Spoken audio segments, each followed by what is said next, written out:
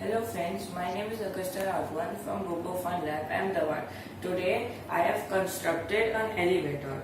The components that I have used for the elevator are two medium motors, two touch sensors, one ultrasonic sensor and one large motor along with an EV3 brake. Now I have programmed it such that when I press the second floor touch sensor and the ultrasonic sensor detects the value of the distance of the elevator in centimeters, then the lift will come up and the door will automatically open and close. If the lift is on the second floor and I press the first floor button, then the lift will come down and the door will automatically open and close.